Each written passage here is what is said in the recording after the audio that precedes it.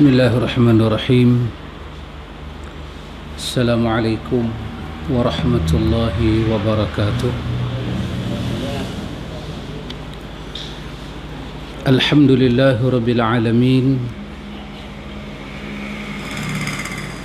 Ashhadu an la ilaha illallah wahdahu la syarika lah wa ashhadu anna Muhammadan abduhu wa rasuluh. Allahumma ati nafsi taqwaha wa zakkiha anta khairu man zakkaha anta waliyuha wa maulaha. Amma ba'du. Ikhwatul iman, ikhwatu fiddin, a'azakumullah wa uhibbukum fillah. Alhamdulillah summa alhamdulillah. Kita sambung majlis ta'lim ini, alhamdulillah. Kosok berapa Pak Mek? 21.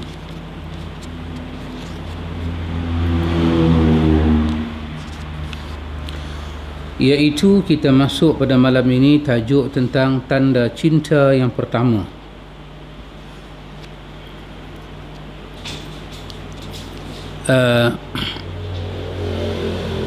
Dikatakan ikhwan, satu orang yang mencintai Nabi, dia memiliki tanda-tanda.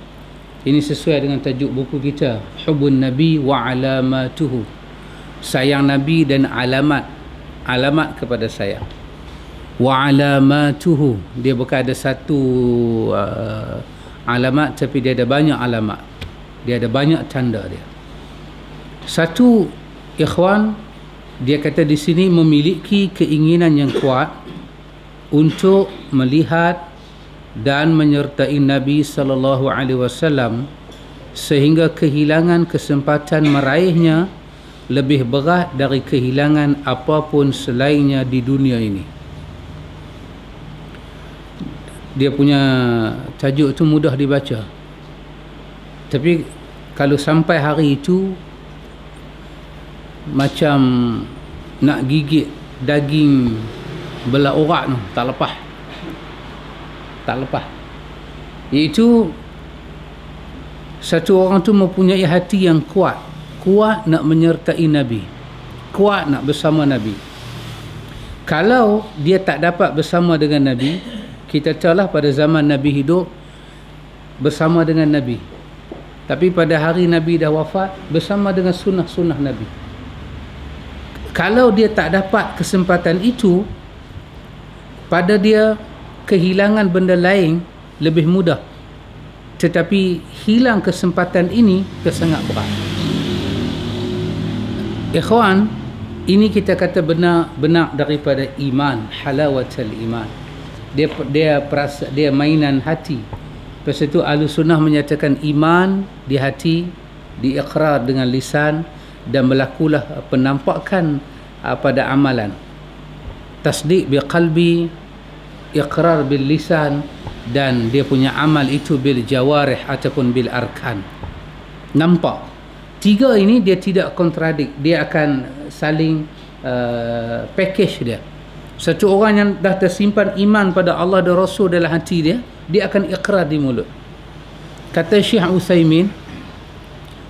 Utsaimin, tasdiq bil qalbi ini maksud dia merasakan bersalah. Dia mai satu perasaan bersalah dalam hati kalau tidak boleh beriman pada Allah dan Rasul. Dia mai perasaan bersalah. Perasaan bersalah tu nampak dia ungkap di lidah dia, dan nampak hidup dia jadi tak teratur. Dia rasa menyesal. Itu makna tasdiq. Bukan seperti orang kata, saya percaya ada Allah, ada Rasul, lepas tu dia hidup dia tidak iman pada Allah dan Rasul, dan dia tak rasa bersalah. Syekh Utsaimin kata itu bukan tasdiq. Tasdiq bil qalbi, membenarkan Allah dan Rasul di hati ini, maksud dia kalau jiwa dia tidak boleh menyatakan Rasulullah itu paling tinggi, dia rasa bersalah, dia rasa berdosa, dia rasa menanggung beban yang cukup berat, sehingga menyebabkan iqrar bil lisan dia nak iqrar benda itu. Pasal itu antum tengok asyhadu an la ilaha illallah wa asyhadu anna Muhammadar Rasulullah disimpan dalam hati dan disebut dengan lidah. Wal amalu bil arkan, dan semua kerja buat kita amalan kita tidak akan bercanggah dengan dua kalimah syahadah ini. Sudah menjadi hal yang lumrah dan diketahui semua orang bahawa angan-angan paling tinggi, cita-cita yang paling tinggi seseorang adalah bertemu dan berkumpul bersama orang yang dicintainya. Barang siapa mencintai kekasih yang mulia Al-Mustafa sallallahu alaihi wasallam, maka dia pastilah sangat rindu dan berharap bisa bertemu serta menyertai beliau baik di dunia maupun di akhirat. Dia menunggu kesempatan bahagia itu dengan perasaan rindu dan segala perhatian. Yang jikalau dia disuruh memilih antara bertemu Rasulullah sallallahu alaihi wasallam dengan mendapat kenikmatan dunia, maka dia lebih memilih bertemu Rasulullah sallallahu alaihi wasallam. Dia sangat bergembira bila diberikan kesempatan untuk melihat wajah beliau yang bercahaya, dan sangat senang serta bahagia bila bisa diberi kesempatan untuk bertemu dengan beliau, dan sebaliknya sangat takut, bercampur cemas bila terhalang tidak bisa melihat dan bertemu dengan Nabi, bahkan mengalir derah air mata duka tak terkala berpisah dengan Nabi. Ini mungkin kita boleh bayang para sahabat dulu macam mana mereka sayang dengan Nabi. Ada yang disebut dalam perang Uhud, dalam riwayat disebut dalam perang Uhud, seorang wanita yang suami dia, pak menakan dia, anak dia masuk dalam perang Uhud, yang dia bertanya benda awal, bagaimana keadaan Nabi. Orang cerita pak menakan dia mati, suami dia mati, dia ulang Nabi macam mana. Dia kata Nabi okey, Nabi okey. Maka dia kata kullu musibatin, dia kata semua musibah yang aku tanggung ni terasa senang dengan mendengar keadaan Nabi yang selamat. Itu digambarkan bagaimana hati perut orang dulu. Adapun kita pada hari ini, kita tidak berkesempatan menunjuk sayang kita pada Nabi dalam bentuk tubuh badan Nabi, tapi kita ada sunnah. Wa fikum rasuluh, di tengah-tengah kamu ada Rasul. Pada hari Nabi telah wafat, ada sunnah Nabi. Pasal itu benda tu dijaga, benda tu diawasi, benda tu diamati, diberi perhatian. Dia kata di bawah ini saya ingin menghuraikan beberapa contoh indah tentang kecintaan para sahabat yang benar-benar tulus kepada Rasulullah sallallahu alaihi wasallam. Di bawah ni dia nak ceritalah bagaimana contoh-contoh sahabat-sahabat mereka sayang kepada Nabi, dan alamat itu kita nak lihat, ikhwan. Abu Bakar menangis kerana gembira menjadi teman Rasulullah di saat hijrah. Ini satu contoh yang menarik. Abu Bakar menangis bila Nabi pilih Abu Bakar untuk teman Nabi hijrah. Sedangkan hijrah pada masa itu bukan sama macam ustaz minta teman pergi ceramah hari ni. Tak sama. Betul Pak Mik? Kita kata jom teman saya pergi ceramah. Tak sama. Tak sama banyak. Hijrah hari itu bermakna silap jalan mati. Secara adat bercakap, musuh hambat, Nabi kena sembunyi. Nabi kena sembunyi dalam gua. Dan Quran bercerita bagaimana gundah gulana hati Abu Bakar As-Siddiq, dan Allah menurunkan kedamaian, Allah menurunkan ketenangan, dan Nabi memberi nasihat kepada Abu Bakar, jangan sedih, Allah bersama dengan kita. Mari kita tengok. Imam Bukhari rahimahullahu ta'ala meriwayatkan daripada Aisyah radhiyallahu anha, isteri Nabi sallallahu alaihi wasallam, di mana Aisyah berkata,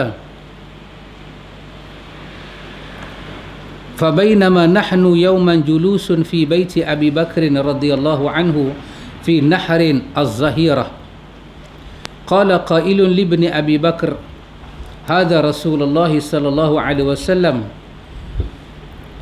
متقنع في ساعة لم يكن يأتينا فيها فقال أبو بكر فداء له أبي وأمي والله ما جاء به في هذه الساعة إلا أمر. قالت فجاء رسول الله صلى الله عليه وسلم فاستأذنا فأذن له فدخل فقال النبي صلى الله عليه وسلم لأبي بكر أخرج من عندك فقال أبو بكر إنما هم أهلك bi abi anta ya Rasulullah. Qala fa inni qad udhina li fil khuruj. Faqala Abu Bakr as-sahabatu bi abi anta ya Rasulullah. Qala Rasulullah sallallahu alaihi wasallam na'am. Aisyah kata, tak terkala kami sedang duduk-duduk di rumah Abu Bakar di siang hari,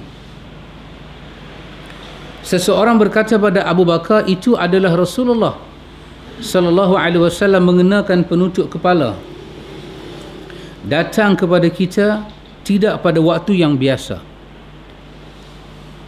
Maka Abu Bakar berkata, bapa dan ibuku menjadi tebusan bagi beliau. Demi Allah, tidaklah beliau datang pada waktu seperti ini kecuali kerana ada perkara yang sangat penting.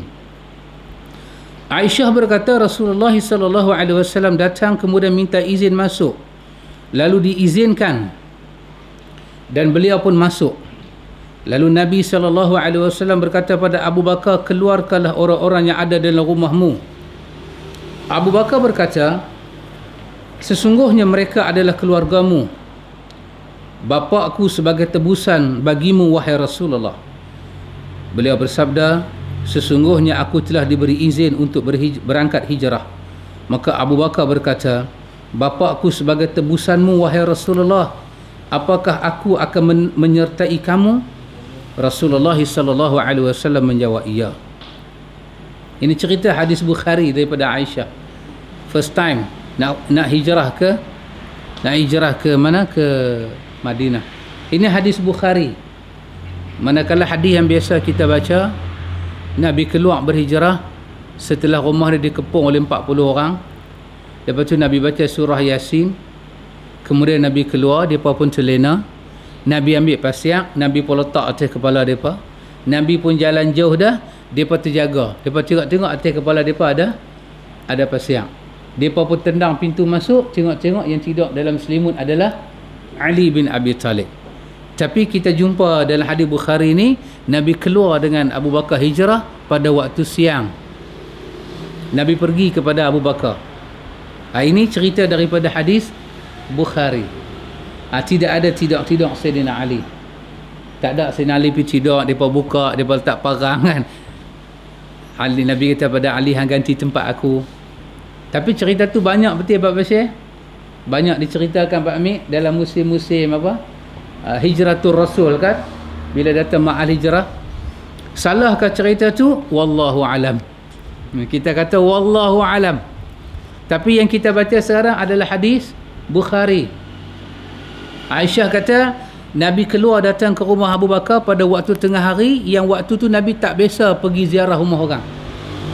Nabi pergi, Abu Bakar kata, Nabi ni dia tak mai pada waktu ini melainkan ada benda. Nabi masuk, Nabi kata Abu Bakar, suruh orang-orang dalam rumah hang keluar, aku nak abad benda rahsia. Ini juga pelajaran ikhwan, bahawa kalau benda tu rahsia jangan cerita depan orang. Nabi halau mereka keluar. Sampai Abu Bakar kata, ya Rasulullah, ni semua orang yang boleh dipercayai, bukan orang lain, adik-beradik kita lah juga. Barulah Nabi kata pada dia, Nabi kata, sesungguhnya fa inni qad uzina li fil khuruj. Allah telah bagi izin pada aku untuk khuruj, untuk keluar meninggalkan Mekah, pergi hijrah ke Madinah. Apa kena mengena hadis ni dengan tajuk kita ni, alamat sayang, iaitu pada perkataan Abu Bakar. Abu Bakar kata, faqala Abu Bakrin, as-sahabatu ya Rasulullah, adakah aku akan teman kamu? Adakah aku akan teman kamu? Nabi kata, na'am, ya. Abu Bakar dengar lagu tu, seronok dia nak teman Nabi. Abu Bakar radhiyallahu anhu bukannya tidak tahu atau lupa bahaya serta risiko yang akan dihadapi dalam perjalanan hijrah, tetapi kerana besarnya tekad dan keinginannya serta didapatinya khabar bahawa ia diizinkan untuk menemani Nabi yang mulia, maka Abu Bakar justru menangis kerana bahagia dan gembira bisa menjadi pendamping Rasulullah sallallahu alaihi wasallam dalam hijrah tersebut.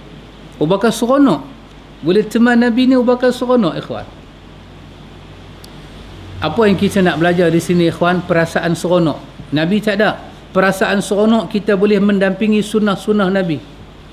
Perasaan seronok kita boleh menghidup sunnah Nabi. Kita boleh belajar sunnah Nabi. Dalam hadis yang kita duk baca selalu tentang man salaka tariqan yaltamisu fihi ilma sahalallahu lahu tariqan ilal jannah. Siapa keluar pergi belajar ilmu Nabi, belajar Quran, belajar sunnah Nabi, Allah mudahkan dia dengan dia pergi belajar tu jalan ke syurga. Kita kena seronok. Ni Allah yang bagi dekat kita, kena seronok. Kalau Abu Bakar boleh seronok, masa tu Nabi ada, dia boleh peluk Nabi, dia boleh seronok, ayat mata dia turun. Kita hari ni Nabi tidak ada. Maka kita mesti rasa seronok kalau kita dapat direzekikan oleh Allah belajar tentang sunnah-sunnah Nabi ni. Kita boleh tahu ini hadis sahih, ini hadis tak sahih, kena seronok, alhamdulillah. Kalau kita tak tahu ni sahih ni tak sahih, selama-lamanya kita duduk rawit. Allah beri kepada kita furqan, berbeza. Ini yang Allah redha, ini yang Allah tak redha. Oh, Masya Allah. Tengok apa jadi.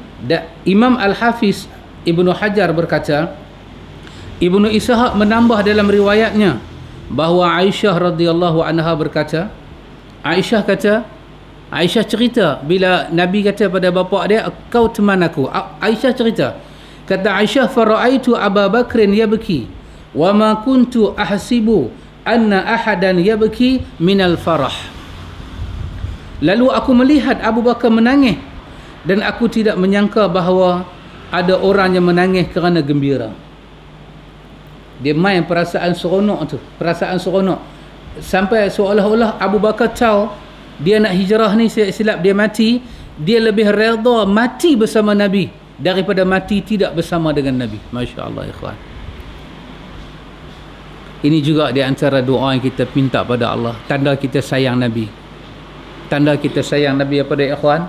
Kalau boleh jasad kita ini ditanam di Madinah. Doa kepada Allah, itu tanda sayang kita, kemuncak sayang kita. Kita nak jasad kita ni ditanam satu tanah dengan tanah Rasulullah.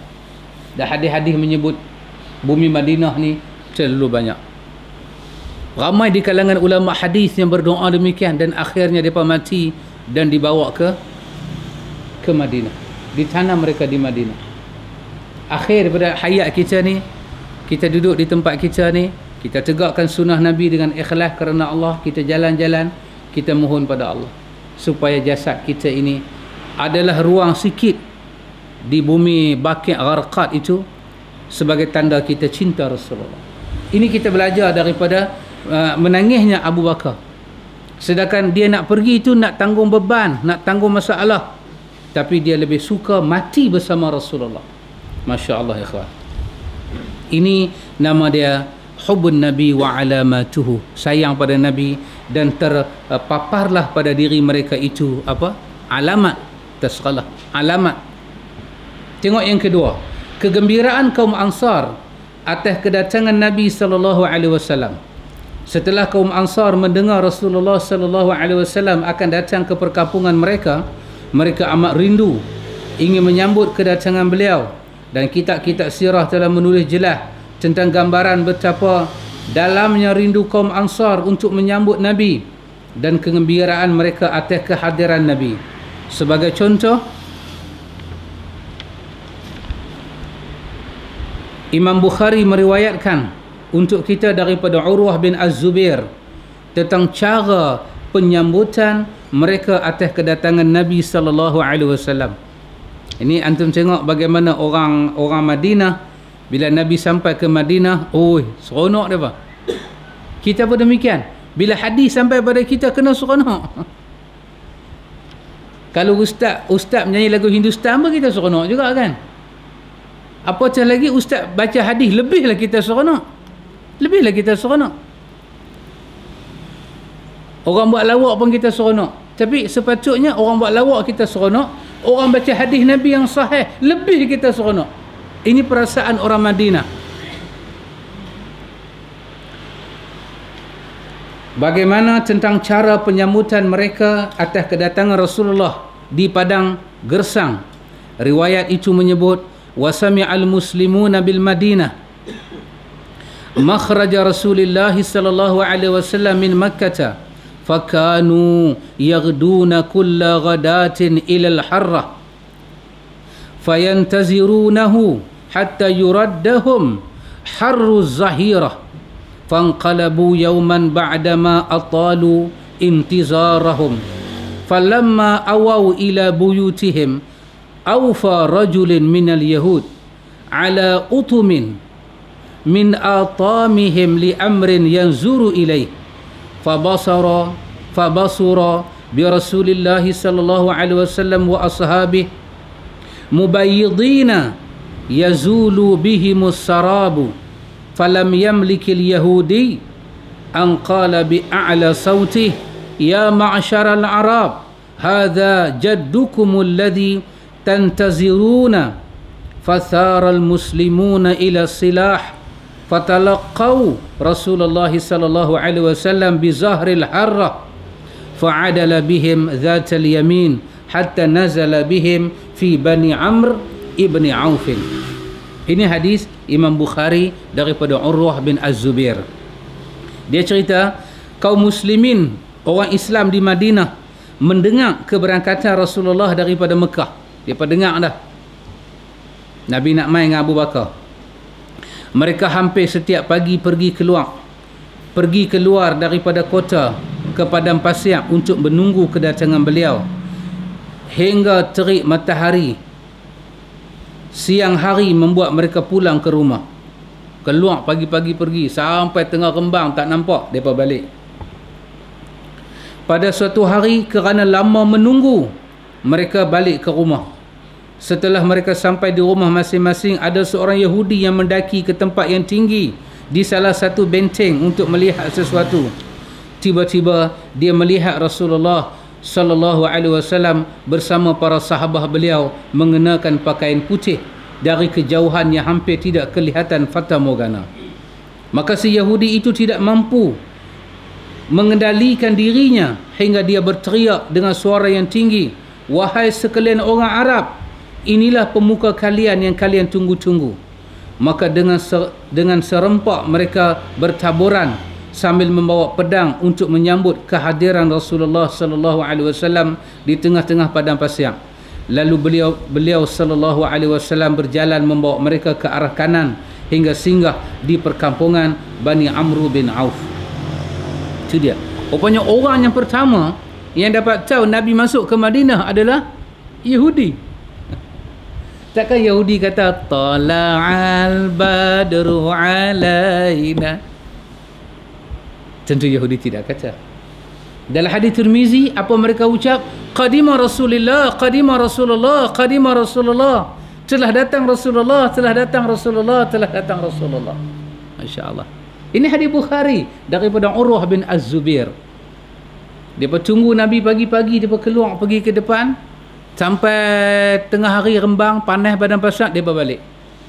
Dia buatlah 2-3 hari lagu tu, sampailah satu hari dia penat, dia balik rumah rehat. Yahudi ni naik ke kaki bukit, dia nampak Nabi dengan Abu Bakar masuk. Dia riau apa dia? Dia kata ya ma'syaral Arab. Dia kata wahai orang Arab, ya ma'syaral Arab, wahai orang Arab, dia kata. Ana, dia kata, hadza jaddukum alladhi tanzuruna. Inilah pemimpin yang kamu duduk tunggu-tunggu telah datang. Terkejut dia pahak tidur bangkit balik ambil pedang. Orang Arab dia seronok, dia suka pegang pedang. Macam kita kan Pak Mik, bila seronok cucuk rokok. Itu cara kita lah seronok. Masya Allah. Kesemua ini apa dia ikhwan? Allahu Akbar. Betapa dalam rasa rindu mereka ingin menyambut kehadiran Rasulullah sallallahu alaihi wasallam, hingga mereka mundar mandir setiap pagi ke padang pasir menunggu kehadiran Nabi dan tidak pulang ke rumah hingga terik matahari di tengah siang yang mengusik mereka, dan barulah mereka pulang ke rumah masing-masing. Dalam riwayat Ibnu Sa'ad disebut fa idza ahraqatuhumus syamsu raja'u ila manazilihim. Dalam satu riwayat dia sebut, lalu apabila panas matahari telah mulai membakar mereka, barulah mereka pulang ke rumah. Depa kena panas sikit-sikit depa bertahan. Tapi bila panas tu sangat, depa tak tahan, depa balik. Pasal apa yang buat depa tahan? Nak tunggu Nabi. Nak tunggu Nabi. Juga di antara orang yang bila Nabi sampai, orang yang teringin nak tengok Nabi adalah Abdullah bin Salam. Abdullah bin Salam. Ahlu kitab minta kenal Pak Long. Dia ahlu kitab minta kenal. Tua dia. Dia alim. Dia baca dalam Taurat, dia baca dalam Injil sifat Nabi akhir zaman.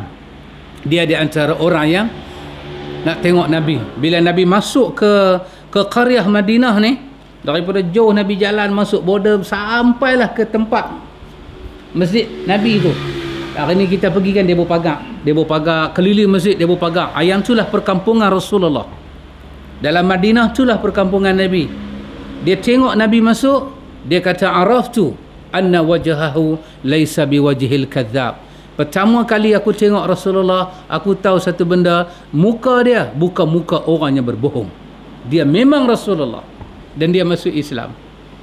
Bila dia masuk Islam, Nabi tanya kepada orang Yahudi, siapakah orang yang paling alim dan baik di kalangan kamu? Dia kata Abdullah bin Salam. Percayakah kamu kalau aku kata dia dah masuk Islam? Dia kata tak boleh percaya.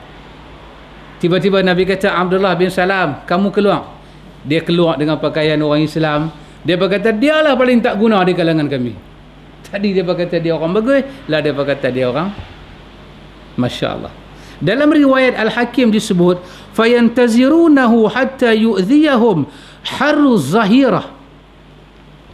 Ini dalam riwayat Hakim dalam kitab dan Mustadrak.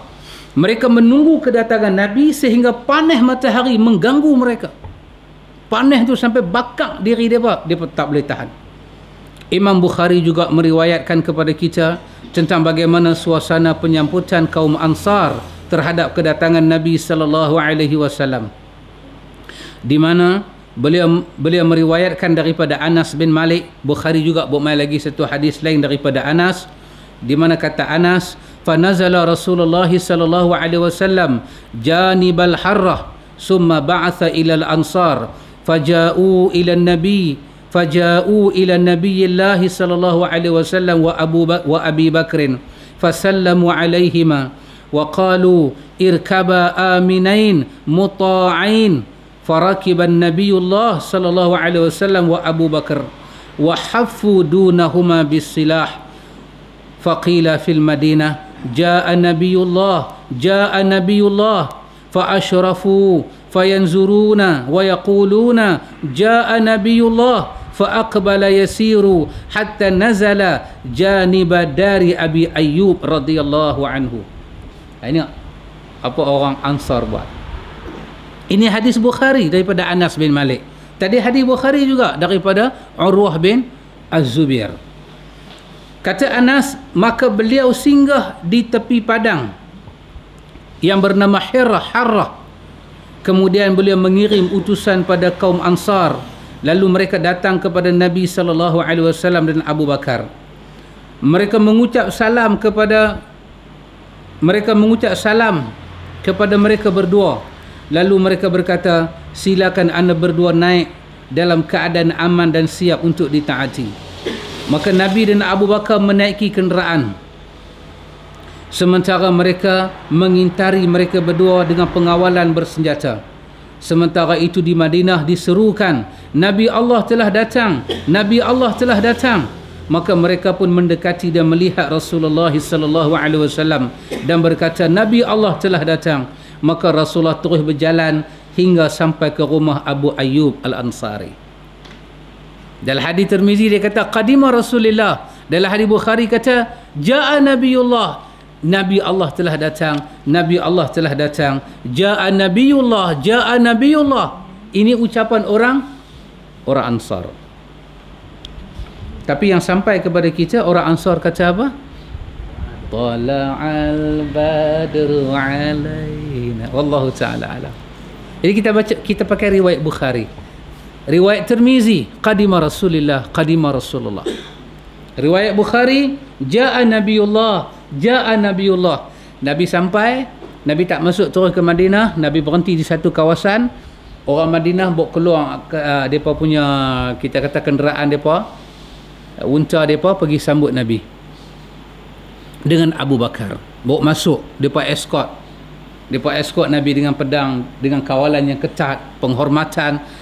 Manakala orang yang ada di perkampungan Madinah ni semua duk berteriak dah, Ja'a Nabiullah, Ja'a Nabiullah. Seronok hari itu. Angkat pedang naik ke atas, Ja'a Nabiullah. Nabi dah sampai ke negeri kita. Nabi Allah dah sampai ke negeri kita. Semua ini menunjukkan kegembiraan yang besar, ikhwan.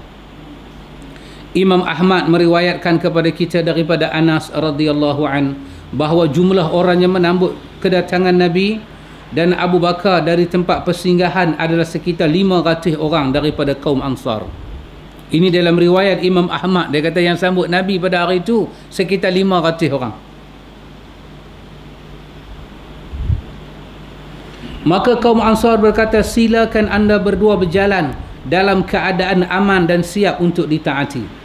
Imam Ahmad juga meriwayatkan bentuk sambutan orang Madinah terhadap kekasih yang mulia Muhammad sallallahu alaihi wasallam lewat penuturan Abu Bakar, di mana beliau berkata, wa madha Rasulullah sallallahu alaihi wasallam wa ana ma'ahu hatta qadimna al-Madinah fatalaqahu an-nas fakharaju fi at-tariq wa 'ala al-ajajir fashtadda al-khadam wasibyan fi at-tariq wa yaqulu Allahu akbar. Ja'a Rasulullah sallallahu alaihi wasallam, ja'a Muhammadun sallallahu alaihi wasallam, qala wa tanaza'al qaum ayyuhum yanzilu alaihi.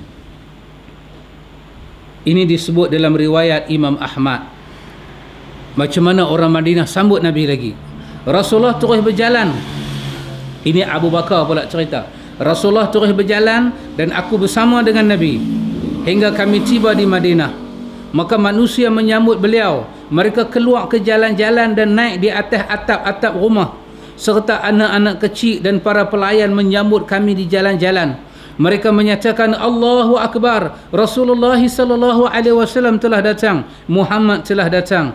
Abu Bakar berkata, mereka saling berebut kepada siapa di antara mereka beliau akan singgah jadi tetamu.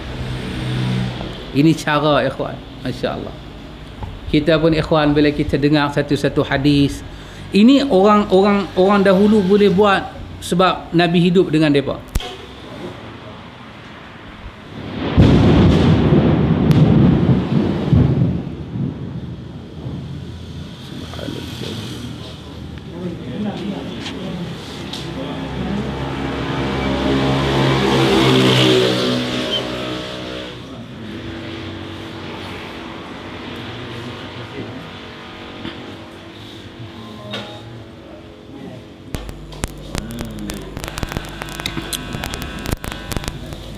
InsyaAllah.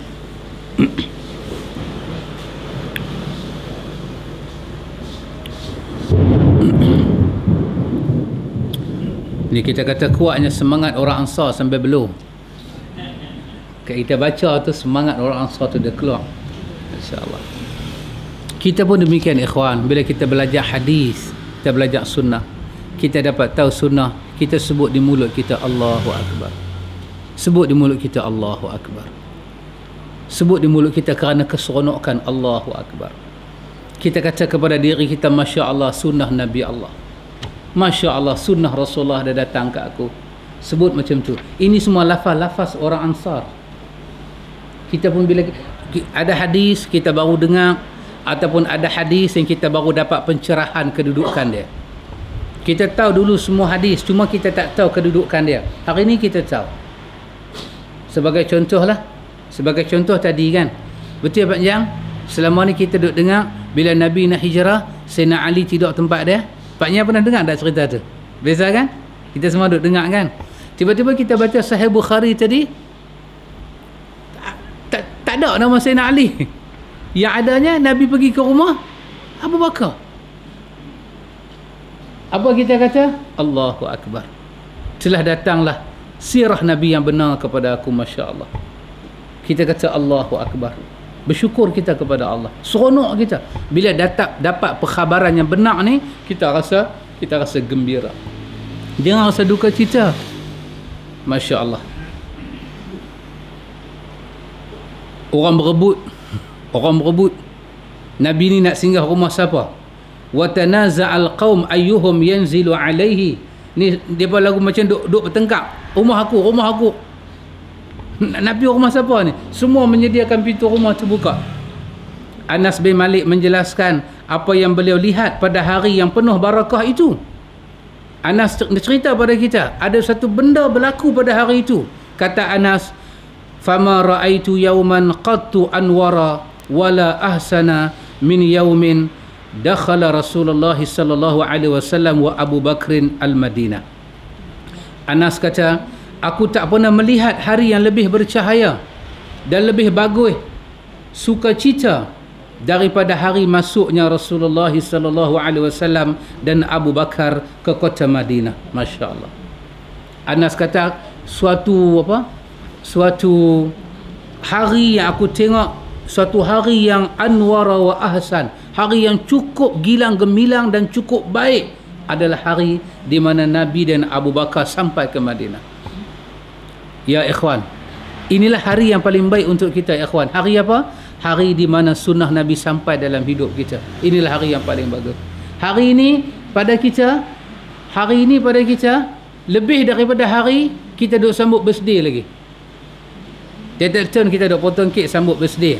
Tapi pada hari kita tahu sunnah Nabi, itulah hari anwara wa ahsan, hari yang gilang gemilang dan paling baik dalam hidup kita. Kerana telah sampai pada kita petunjuk Allah, telah sampai pada kita petunjuk Rasulullah.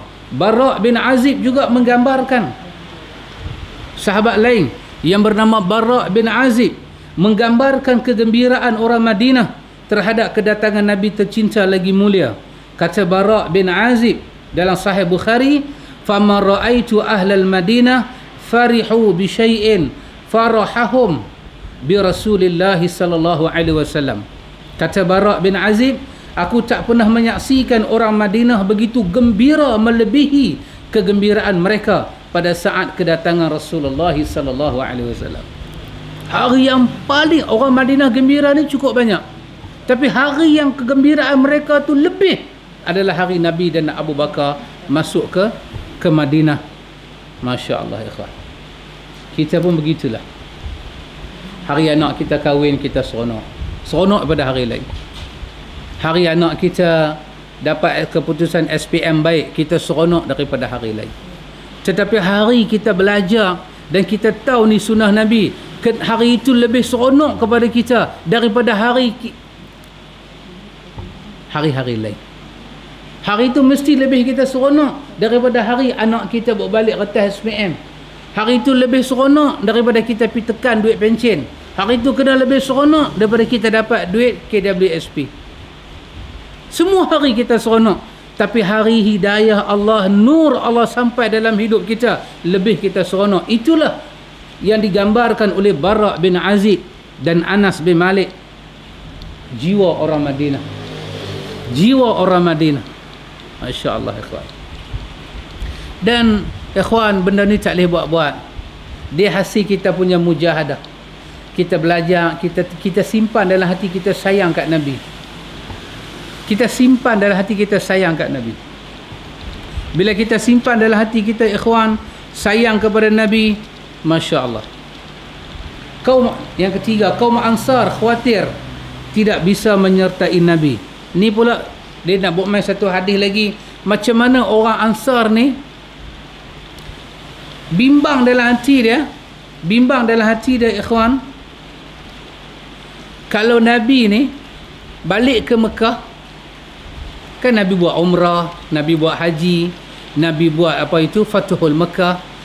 Benda orang Ansar takut ni, kalau Nabi keluar daripada Madinah, pergi balik ke Mekah, lepas tu tak mau balik main Madinah. Allah, Masya Allah. Ya ikhwan, kita pun kena ada kebimbangan macam tu. Pasal tu kita ada doa yang Allah ajak dalam surah Ali Imran. Rabbana la tuzigh qulubana ba'da idh hadaitana wa hab lana min ladunka rahmah innaka antal wahhab. Bimbang apa ikhwan? Jangan Allah Ta'ala mengambil balik hidayah yang Allah bagi setelah Allah bagi hidayah. Ya ikhwan, jangan kerana kehidupan, ujian, macam-macam. Jadi orang Madinah ni bila Nabi masuk ke Mekah, benda yang paling bimbang kat mereka kalau Nabi duduk lama dan tak mau balik mai ke Madinah. Ketika Allah memuliakan kaum Ansar dengan memberikan kesempatan menjadi sahabat bagi kekasih Nabi, Allah bagi kemuliaan pada orang Ansar, mereka jadi sahabat Nabi.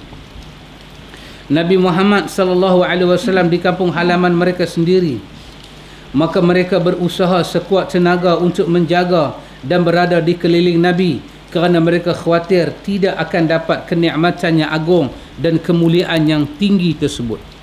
Orang Ansar bila Allah hantar Nabi datang ke Madinah, mereka jaga Nabi tu dahsyat. Macam tu kita ikhwan, bila hadis Nabi datang, jaga elok-elok. Kalau biasanya ikhwan, orang bagi benda berharga pada kita, kita tak jaga, dan tuan yang bagi tu dia tahu kita tak jaga, biasanya dia tak bagi dah lah. Apa yang ada tu nasib hang lah. Kalau hang jaga-jaga, hang tak jaga, hang tak dapat dah nombor 2. Bila Allah bagi kat kita benda paling mahal, hidayah, sunnah, benda cukup mahal. Nak masuk syurga ni dengan hidayah, dengan sunnah, tiba-tiba kita tak jaga, maka Allah tak akan bagi dah yang lain. Allah tak akan bagi dah yang lain. Di antara yang menunjukkan hal itu adalah apa yang diriwayatkan oleh Imam Muslim daripada Abu Hurairah radhiyallahu anhu. Saya baca terjemahan dia terus, muka surat 32. Cerita daripada Abu Hurairah radhiyallahu anhu adalah hadis Imam Muslim. Kata Abu Hurairah, Rasulullah sallallahu alaihi wasallam pergi keluar hingga sampai ke Madinah. Lalu beliau mengutus Az-Zubair ke salah satu arah dan mengutus Khalid ke arah yang lain, serta mengutus Abu Ubaidah memimpin orang-orang yang tidak memiliki baju besi dan tidak juga pelindung kepala. Lalu mereka mengambil arah ke perut lembah sementara Rasulullah berada di Mekah. Abu Hurairah berkata, maka beliau melihat-lihat lalu memandang kepadaku, kemudian berkata, wahai Abu Hurairah. Maka aku berkata, aku penuhi panggilanmu wahai Rasulullah. Sahabat Nabi ni ikhwan, kalau Nabi panggil mereka, kalau Nabi panggil mereka suka jawab labbaika ya Rasulullah. Mereka suka jawab labbaika ya Rasulullah. Saya datang, saya akan tunaikan tujuan apa saya dipanggil. Ini sahabat Nabi. Labbaika wa sa'daika ya Rasulullah. Saya datang, perintahlah apa nak perintah kepada saya. Labbaika wa sa'daika ya Rasulullah. Saya datang ya Rasulullah. Labbaika ya Rasulullah.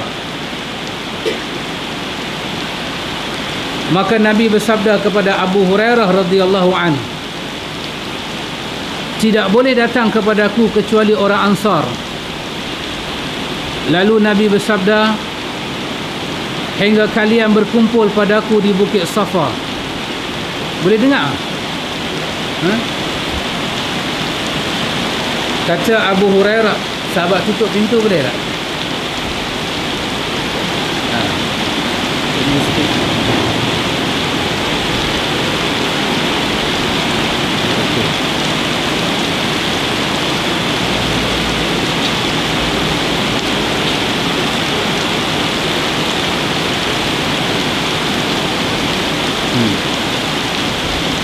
Nabi kata kepada Abu Bakar, Nabi kata pada Abu Hurairah, kata Nabi, hingga kalian berkumpul padaku di Bukit Safa. Abu Hurairah berkata, lalu kami bergerak dalam keadaan tidak seorang pun dari kami ingin membunuh seorang dari musuh kecuali bisa membunuhnya. Sebaliknya tak seorang pun dari kami mampu mengarahkan serangan pada kami. Abu Hurairah berkata, lalu datanglah Abu Sufyan.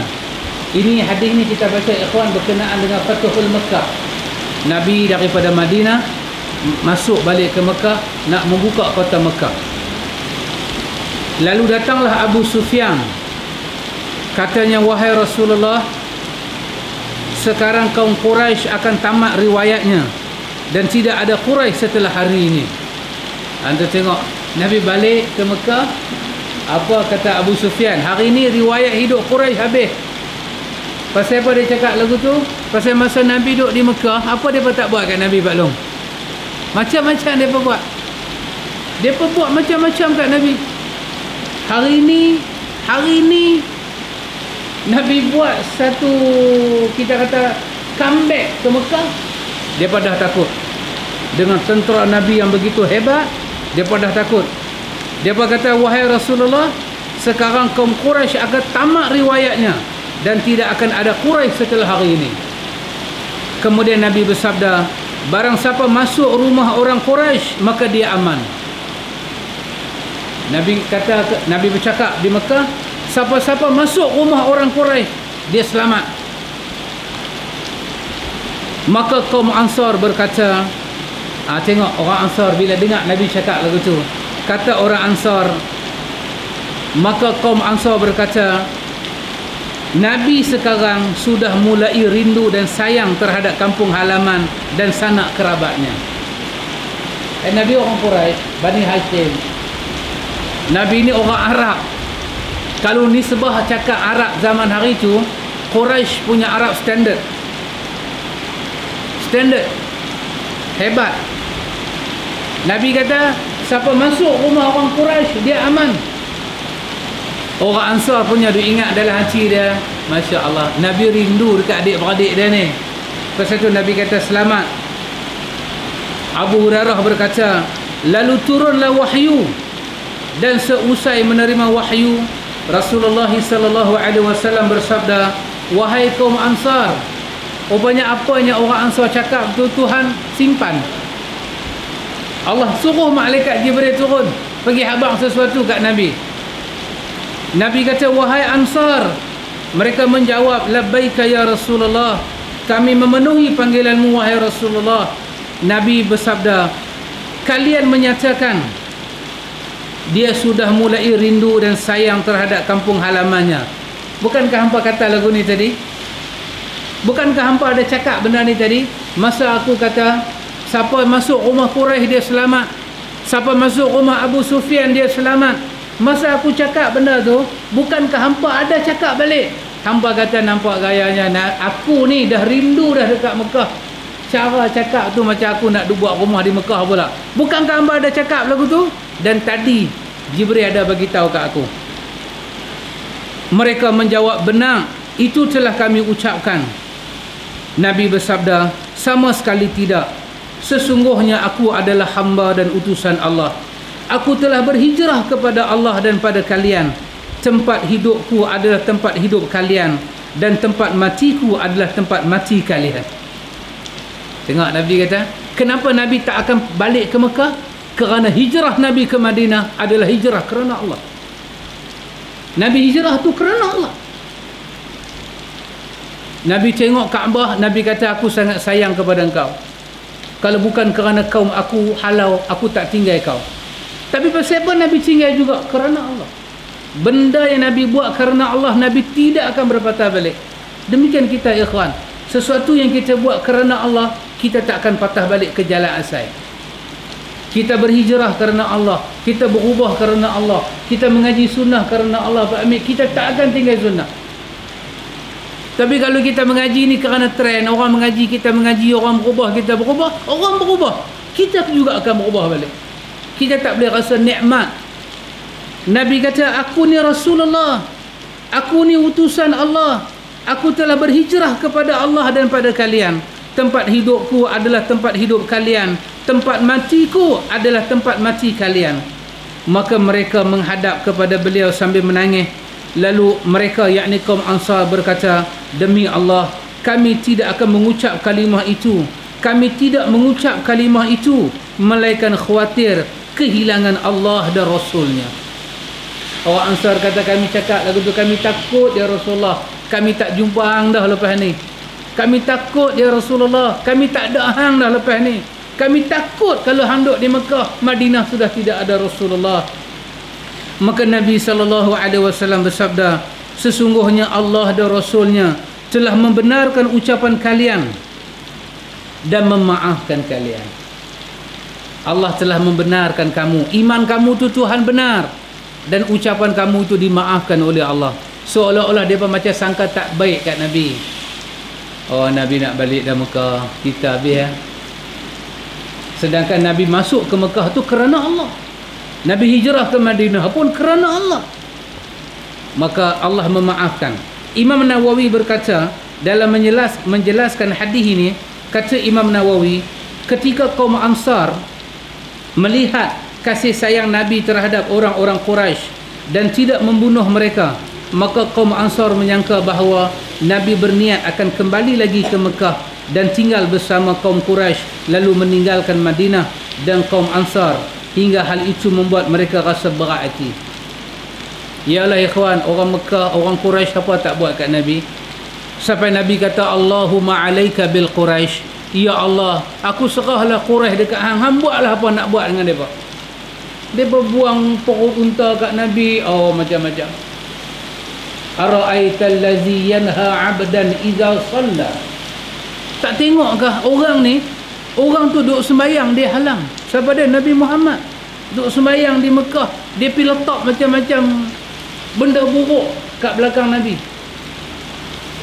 Dia buat macam-macam, dia perang dengan Nabi dalam perang Badar, dia buat lagu tu, buat lagu ni. Tiba-tiba di dalam peperangan pembukaan kota Mekah, Nabi tak bunuh mereka. Wahai Abu Hurairah cerita tadi, semua lembah dikepung dan orang Mekah tak boleh buat apa dah masa tu. Kalau nak ambil pedang nak cantai seorang, siapa tak boleh buat apa? Nabi masih maaf mereka. Maka orang Madinah kata, besar sayang Nabi dekat orang Mekah ni. Pasal tu khawatir tu mai.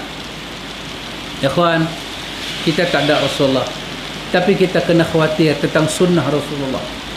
Jangan hilang daripada hati kita, keluarga kita, kepahaman kita, hati kita khawatir. Nawawi duk hurai benda ni.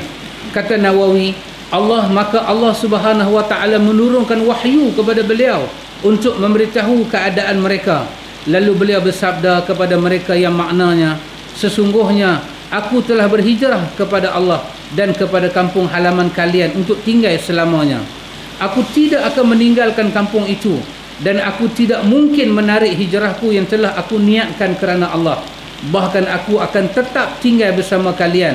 Hidupku adalah hidupmu dan matiku adalah matimu. Artinya, aku tidak hidup kecuali bersama kalian, dan aku tidak mati kecuali juga bersama kalian. Tak terkala Nabi mengucap kalimah itu, mereka pun menangis dan mengajukan permohonan maaf kepada Rasulullah sallallahu alaihi wasallam. Mereka berkata, demi Allah, kami tidak mengucapkan kalimah itu melainkan khawatir dan sangat ingin untuk tinggal bersama Rasulullah agar kami bisa mengambil manfaat daripada Rasulullah, mendapat berkah daripada Rasulullah, dan Rasulullah menunjukkan kami ke jalan yang lurus sebagaimana firman Allah, wa innaka latahdi ila siratim mustaqim, dan sesungguhnya kamu benar-benar memberi petunjuk kepada jalan yang sangat lurus. Itulah makna perkataan, itulah makna ucapan mereka. Tidaklah hal itu kami ucap kecuali kerana kami khawatir kehilanganmu dan kami takut engkau meninggalkan kami dan memilih selain daripada kami. Kita tengok.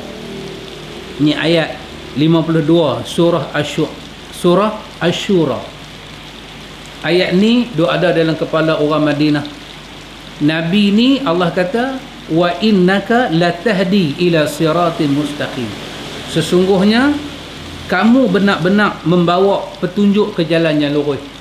Habis kalau Nabi tak ada dengan mereka, mana ada jalan lurus? Atau tengok orang Yaman sanggup mai ke Madinah, pasal di Yaman tak ada Nabi dan tak ada lah hidayah. Mereka kena keluar mari ke Nabi. Orang tanah tinggi keluar mai jumpa Nabi. Ada yang duduk 20 hari 20 malam, ada yang duduk 1 hari suntuk. Lepas tu mereka balik, mereka menjadi pendakwah mubalik ke tempat mereka. Pasal apa ya kawan? Pasal tang mana Nabi tak ada, tang mana sunnah tak ada, jalan lurus tak ada. Sampai mereka kena datang ke Madinah, ambil hidayah tu, balik di tempat mereka, barulah ada. Fikir orang Ansar macam tu. Kalau Nabi patah balik ke Mekah, siapa nak tunjuk kita? Siapa nak ajak kita? Masya Allah. Dia berbeza dengan umat Nabi akhir ni, Pak Mik, umat Nabi hari ni seumur hidup tak pernah belajar sunnah Nabi. Dia boleh hidup lagu tu, dia rasa tak ada apa masalah dia. Tak ada. Kita bila kita tak tahu sunnah Nabi, ikhwan, maksud dia apa dia? Tak ada petunjuk hidup. Di tengah-tengah orang kafir tu, dia tak kenal Nabi, maka dia tak ada petunjuk. Di tengah-tengah jahil manusia ni, tak ada hidayah yang Nabi bawa, maka dia tak ada petunjuk. Dan tangisan mereka kemudian meledak kerana kegembiraan mereka mendengar ucapan Nabi, dan mereka merasa malu kerana khawatir bahawa apa yang sampai dari mereka kepada beliau adalah ucapan yang bisa membuat malu bila didengar. Menangis, orang Ansar menangis bila Nabi kata, Masya Allah, Nabi kata, aku tak tinggal yang apa, aku tak tinggal yang apa. Ini semua tangisan kegembiraan kerana sayang kat Nabi. Antum tengok, dia bawa main lagi satu, dia bawa main lagi satu riwayat, dia bawa main lagi satu hadis, nak cerita macam mana orang sayang kat Nabi ni. Di sini kita akan saksikan bahawa seorang sahabat lain yang jujur mencintai Rasulullah sallallahu alaihi wasallam, ketika dia ingat kematiannya dan kematian beliau, hingga dia khawatir nanti tidak bisa memandang wajah beliau yang mulia di syurga, meskipun dia juga masuk syurga, kerana tingginya darjat beliau di syurga, iaitu syurga yang dihuni oleh para nabi, lebih tinggi daripada syurga yang ia masuki. Ada satu sahabat, dia nak cerita kat sini, dia ni punya jauh, hati dia pergi jauh tu, dia punya duk fikir, kalaulah dia masuk syurga, Nabi masuk syurga, tak sama. Syurga Nabi lain, syurga dia lain. Dia duk ingat, walaupun aku masuk syurga, kerana syurga ni tak sama, aku tak jumpa Nabi dah. Dia boleh fikir sampai macam tu. Menangis dia. Imam At-Tabrani meriwayatkan kisah sahabat tersebut lewat lisan Aisyah binti Abu Bakar radhiyallahu anhu.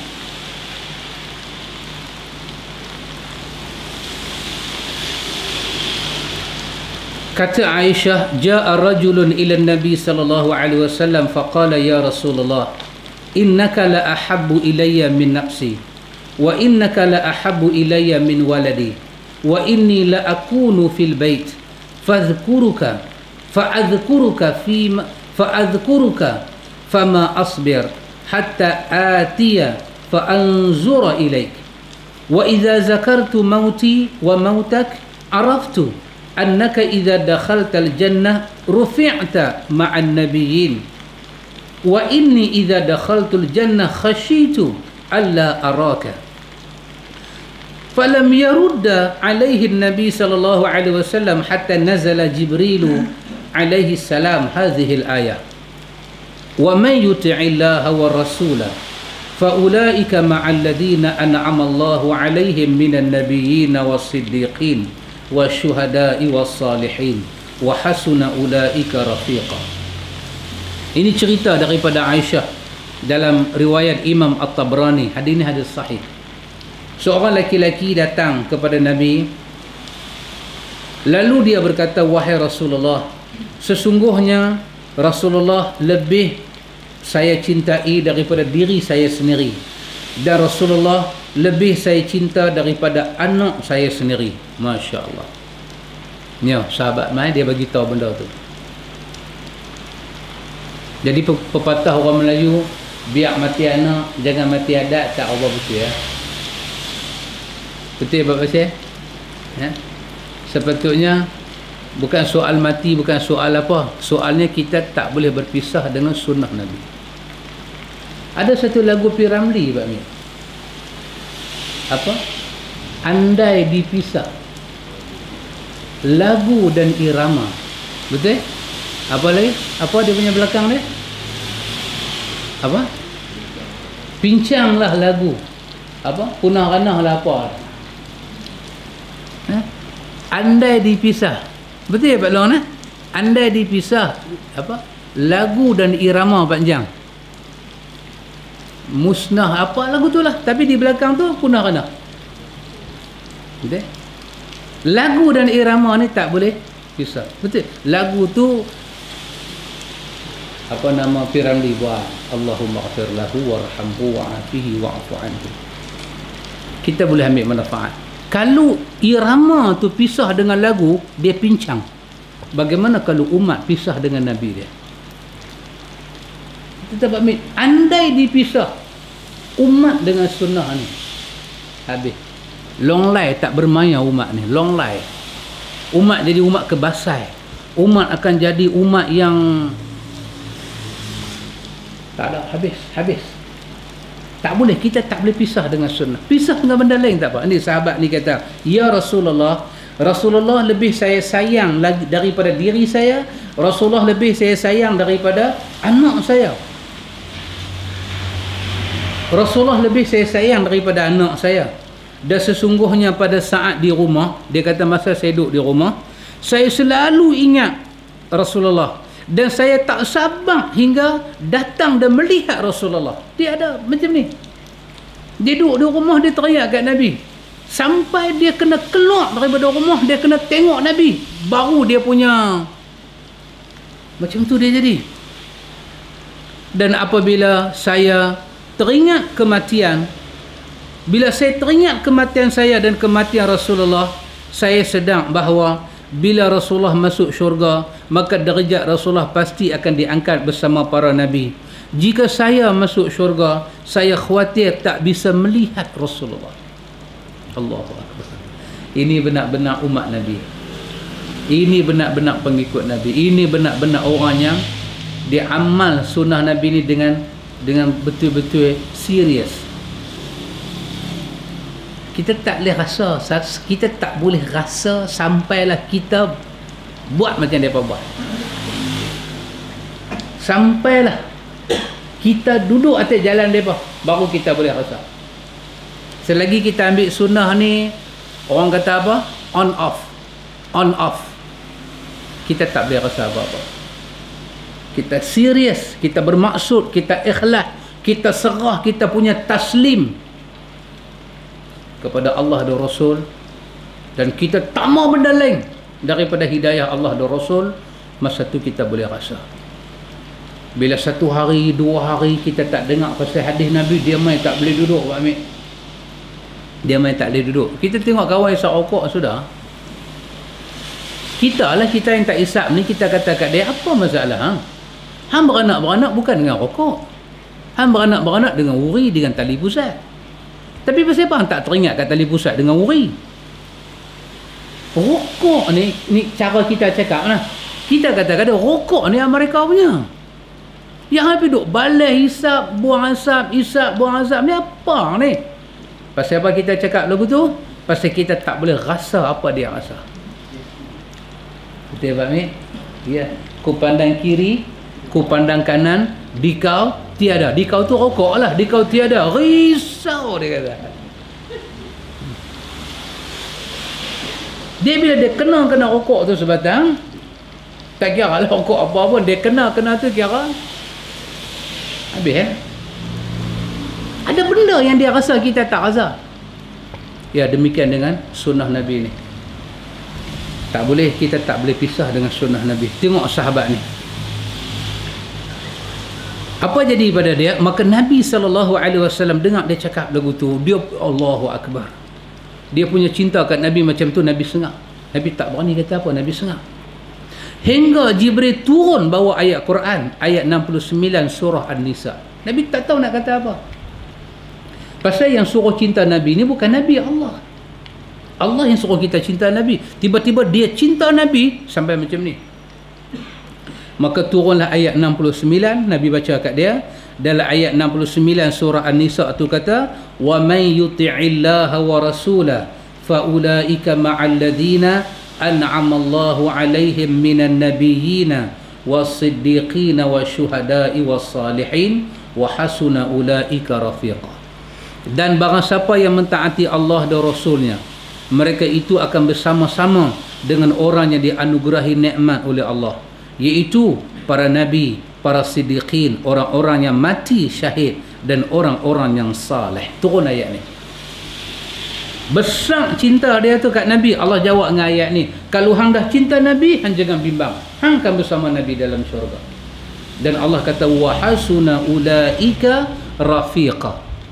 Ni semua ni nabi, siddiqin, syuhada, salihin adalah kawan yang paling rapat dan paling tinggi. Masya Allah, ikhwatul iman. Kita tengok lagi satu, Rabi'ah minta pada Nabi untuk bisa teman Nabi dalam syurga. Tu dia. sahabat berjumpa Nabi, ya Rasulullah, saya nak teman Rasulullah dalam syurga, boleh tak? Kan kita kalau mai kat kita pening kepala, pasal kita punya impian tu macam-macam. Kita punya impian macam-macam. Tengok sahabat punya impian. Seorang sahabat yang jujur dalam cinta Nabi yang mulia bernama Rabi'ah bin Ka'ab al-Aslami. Nama dia Rabi'ah bin Ka'ab al-Aslami. Kita kalau nama Rabi'ah ni perempuan kan? Rupanya Rabi'ah ni nama lelaki. Rabi'ah bin Ka'ab al-Aslami diberi kesempatan untuk minta sesuatu pada Nabi. Maka apa yang dia minta? Imam Muslim menceritakan kisahnya melalui penuturan Rabi'ah radhiyallahu anhu sendiri, di mana Rabi'ah berkata, kuntu abitu ma'a Rasulillah sallallahu alaihi wasallam fa'ataituhu biudu'ihi wa hajatihi faqala li sal faqultu as'aluka murafaqatuka fil jannah qala aw ghayra dhalik qultu huwa dhaka qala fa'inni ala nafsika bikathrati sujud. Hadis Imam Muslim. Rabi'ah kata, aku pernah bermalam bersama Nabi, aku pernah mabit bersama Nabi, aku pernah tidur dengan Nabi, lalu aku membawa air wudu dan keperluan beliau. Dia bawa pekakas untuk Nabi sembahyang malam, dia bawa mai kat Nabi. Maka Nabi bersabda padaku, Nabi kata, Rabi'ah, mintalah sesuatu padaku. Nabi kata, Rabi'ah, sal. Sal maksudnya minta. Kita orang nama Salmah, kita panggil Sal. Kita kata Sal apa abang? Maksud dia minta. Sal tu maksud dia minta. Sekali lagi dia minta sungguh. Nama Pak Amir. Sal maksud dia minta. Minta. Kata Rabi'ah, aku minta kepada Rasulullah agar bisa menemani Rasulullah dalam syurga. Ya. Nabi kata, ha, mintalah satu benda. Dia kata, as'aluka, aku minta dekat Rasulullah, murafaqatuka fil jannah. Aku nak teman Rasulullah dalam syurga. Boleh tak aku minta tu aja? Dia tak minta bangsi hikmat, teropong ajaib, tikar terbang, Pak Mir kan. Kalau kita tu bukan kata Nabi, tu baru puteri bunian. Dia kena tembak, kena tembak pula dah kena panah. Bulu betul ke bunian ke Pak Mir? Kan? Udara meleleh pergi cabut, tolong minta bangsi hikmat satu, teropong ajaib. Dah dapat teropong Pak Mir, bukan nak tengok gila umrah bila, tengok nombor. Tengok nombor. Dengan tikar terbang satu. Tikar terbang satu. Sahabat Nabi minta, Nabi kata, sal, minta. Aku minta, as'aluka murafaqatuka fil jannah. Aku nak duduk dalam syurga dengan Rasulullah. Macam lah ni di dunia aku boleh duduk dengan Rasulullah, aku boleh tidur dengan Rasulullah, aku boleh sedia air wudu untuk Rasulullah, aku boleh sembang, aku boleh apa dengan Rasulullah. Dalam syurga pun ya Rasulullah, saya nak macam ni juga. Nabi kata, au ghaira dhalik. Nabi kata dekat dia, itu saja kan yang hama? Maka Nabi bersabda, maka bantulah aku terhadap dirimu dengan memperbanyakkan sujud. Nabi kata, insya-Allah apa yang hang nak tu Tuhan akan makbulkan. Semayang malam tak usah tinggal, Nabi kata. Perbanyakkan semayang, perbanyakkan sujud, maksudnya semayang sunat, semayang malam ni bagi banyak, hang akan jumpa aku dalam syurga. Demikianlah seorang yang jujur dalam mencintai Nabi yang mulia, dan ketika diberi kesempatan untuk minta sesuatu, maka tidak ragu-ragu untuk minta agar bisa menyertai beliau, baik pada kesempatan pertama atau kedua. Pasti yang diminta adalah itu, dan tidak terfikir untuk menggantikannya dengan permintaan yang lain. Antum bayang, kita sahabat bukan kaya semua kan. Bila Nabi kata minta, Nabi pula makbul doa, ya Rasulullah mintalah apa lebih kurang kan. Cincin apa ke, ketul batu main satu, berasak tengah malam, jadi pelaris apa, tak ada ni semua, tak ada minta. nak duduk dengan Rasulullah dalam surga. Pasal itu ikhwan, Quran kata kuntum khaira ummah.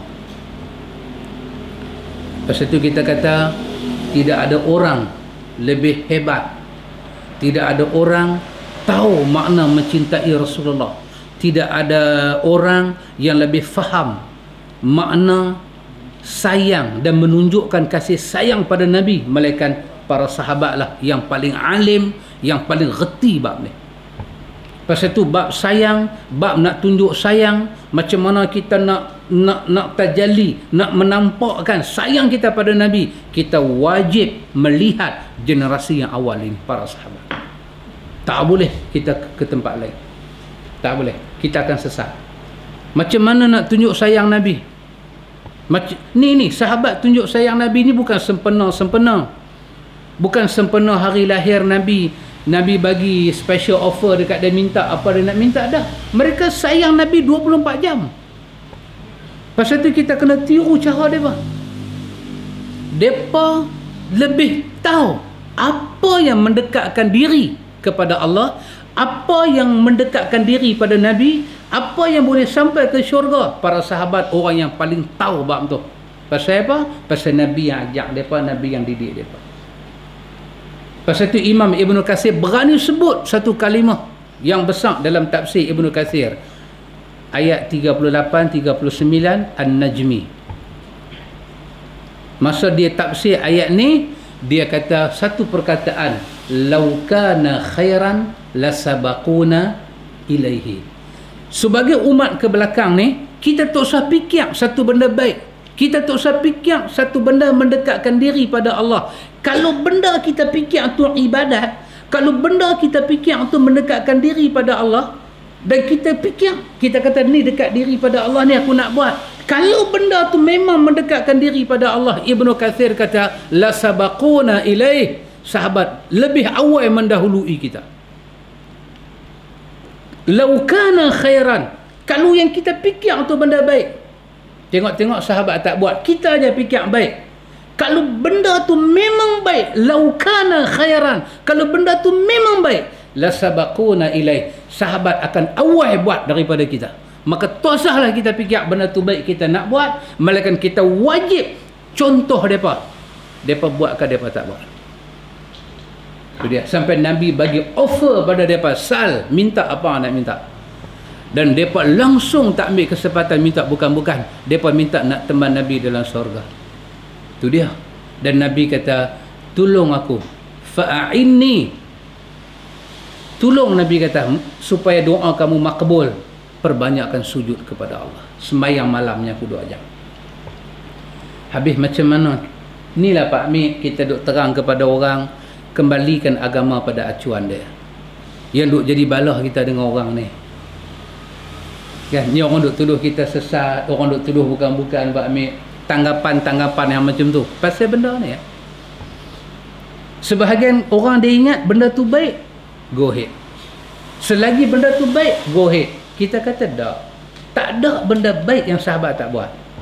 Kerana itu kerja kita wajib melihat para sahabat. Pasal itu Abdullah bin Abbas, Abdullah bin Mas'ud, dia kata, man kana minkum muta'ayyisan fal yata'assa bi ashabi Muhammad. Kalau kamu rasa nak ikut satu orang, nak contoh satu orang, kamu kena contoh sahabat-sahabat Muhammad. Apa kita nak contoh? Contoh perjuangan, contoh dakwah, contoh rumah tangga, contoh kehidupan, contoh sahabat Muhammad.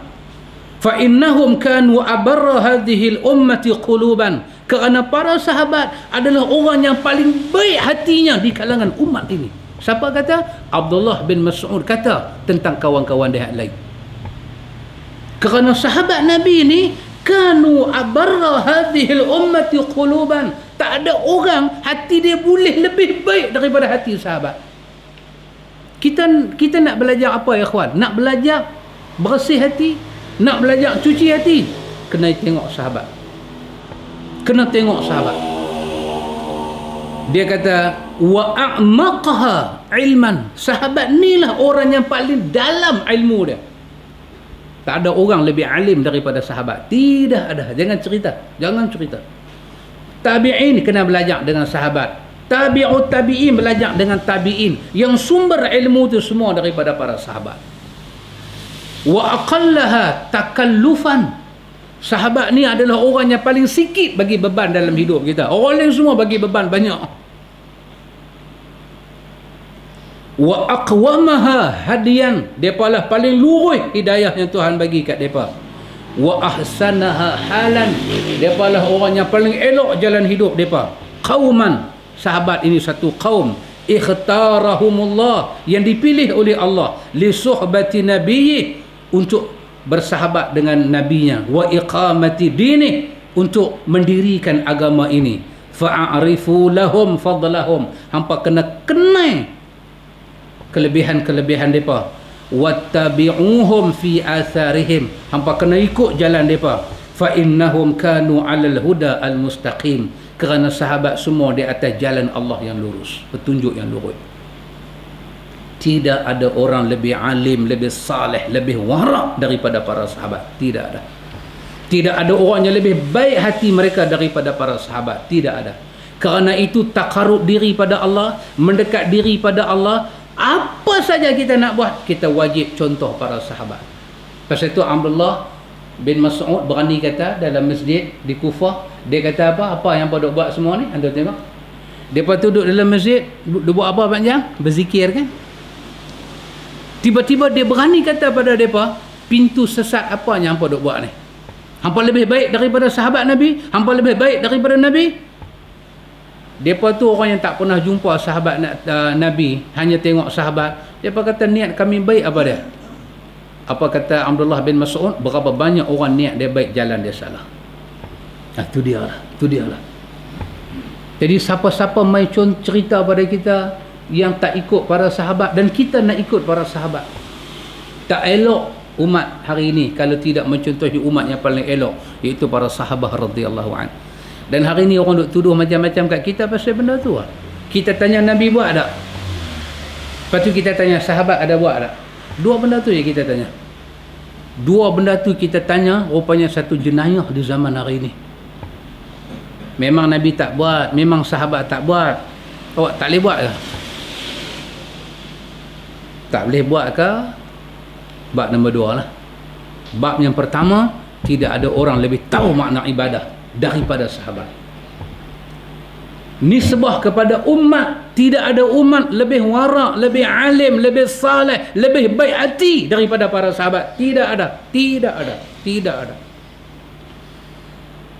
Maka karena itu orang yang kurang ilmu, orang yang kurang alim, orang yang kurang wara', orang yang kurang faham pasal agama, kena tanya pada orang yang lebih tahu. Umat hari ini kena tanya kepada para sahabat, kerana mereka lebih tahu, lebih dalam ilmu mereka tentang ajaran Islam.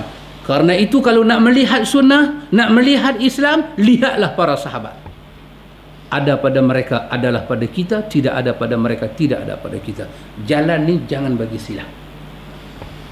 InsyaAllah ikhwan, lepas ni kita akan sambung pula. Lagi satu dia nak cerita macam mana kaum Ansar lebih memilih Nabi daripada memilih unta dan kambing dan unta. Ada cerita pula ni pasal kambing dengan unta. Daripada nak pilih kambing dengan unta, kami pilih Nabi. Maknanya daripada harta, kami pilih Nabi. Ini semua dia akan cerita pada kita, hadis-hadis di belakang ni semua macam mana sahabat sayang kat Nabi. Kita kena sayang dengan sunnah Nabi macam tu ikhwan. InsyaAllah kita akan tengok ikhwatul iman pada pelajaran yang akan datang.